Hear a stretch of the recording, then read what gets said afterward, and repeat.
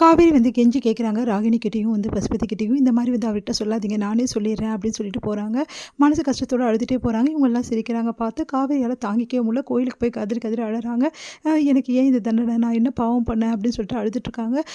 வேறு வழியே கிடையாது, விஜய் கிட்ட உண்மையை சொல்லி தான் ஆகணும்.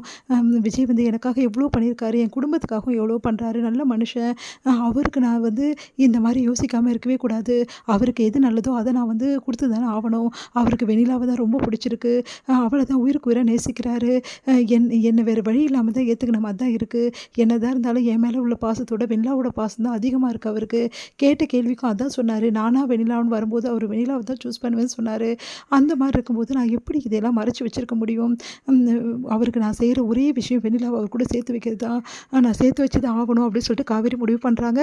காவேரி வீட்டுக்கு போகிறாங்க. வீட்டுக்கு போனோன்னா விஜய் வந்து அவங்கள ரொம்ப நல்லா கவனிச்சுக்கிறாரு. ஏன் காவேரி இவ்வளோ லேட்டாக வந்த, என்ன ஆச்சு? உனக்கு அந்த ராகினி என்ன கிஃப்ட் கொடுத்தா அப்படின்னு சொல்லிட்டு கேட்குறாரு. அவள் கிஃப்ட்டு நாளைக்கு சொல்கிறேங்க அப்படின்னு சொல்லிட்டு காவேரி மனசு கஷ்டத்தோடு இருக்காங்க. விஜய் அவங்கள நல்லா கவனிச்சிக்கிறத பார்த்து இன்னும் அழுகையாக வருது காவேரிக்கு. மனசெல்லாம் அழுதுட்டுருக்காங்க. ராகினி வேணும்னே வந்து காவேரி கிட்ட என்ன ஆச்சு, எப்போ சொன்னேன், நைட்டு சொன்னியா இல்லையா அப்படின்னு சொல்லலாம் கேட்குறாங்க. நான் சொல்கிறேன், நான் வெளில கூட்டிகிட்டு வரேன் அப்படின்னு சொல்கிறாங்க. பரவாயில்ல நீயே போய் கூட்டிகிட்டு வா, அதான் நல்லது அப்படின்னு சொல்லிட்டு ராகினியும் சொல்லிடுறாங்க.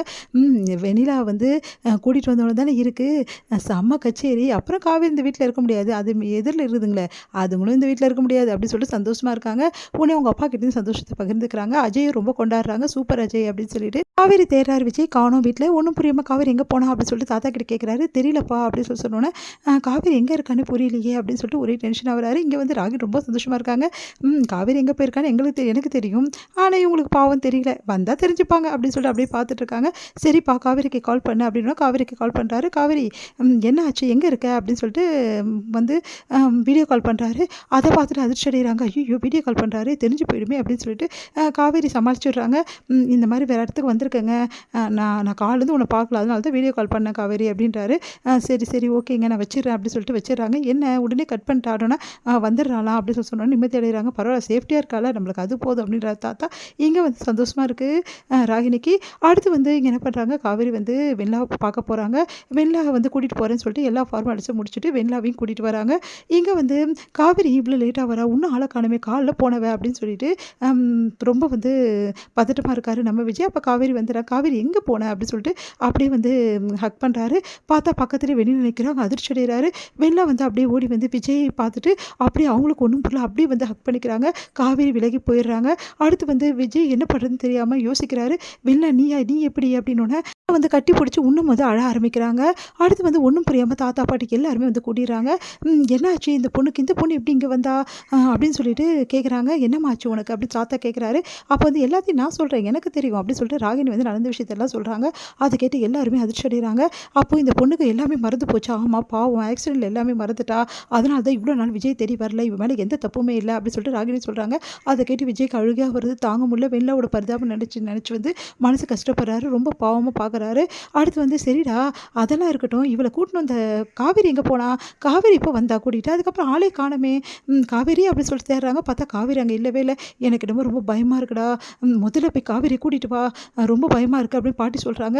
அதெல்லாம் ஒன்றும் இல்லை, காவேரிக்கு எதுவும் ஆகாதுன்னு சொல்லிட்டு விஜய் சொல்கிறாரு. உடனே வந்து அதெல்லாம் ஒன்றும் ஆகாது, காவேரியே புரிஞ்சுக்கிட்டு விலகிட்டா, இதுக்கப்புறம் என்ன, உங்களுக்கு வெண்ணிலா தானே வேணும், அதனால் வெண்ணிலா தான் வந்துட்டால, இதுக்கப்புறம் எதுக்கு உங்களுக்கு காவேரி விஜய், அதனால் வெண்ணிலா கூட இதுக்கப்புறம் இப்படி வாழ போகிறோன்னு யோசிங்க விஜய் அப்படின்னோடனே, நீ வாயை முறியா, உன் பேச்சுக்கு ஏதாவது வந்து நான் தேவையில்லாத தலையிட்டு அப்புறம் அவ்வளோதான் அப்படின்றாரு. உடனே வந்து என்னப்பா நான் உண்மையை சொன்னால் ஓவராக கோச்சிக்கிறீங்க, இதுக்கப்புறம் இப்போ காவேரி எதுக்குமா, இங்கே பாருமா கொஞ்சம் நான் அமைதியாக இருமா, ஏற்கனவே பிரச்சனை ஓடிட்டு இருக்கு, ஏமா இப்படி பண்ணுற அப்படின்றாரு தாத்தா.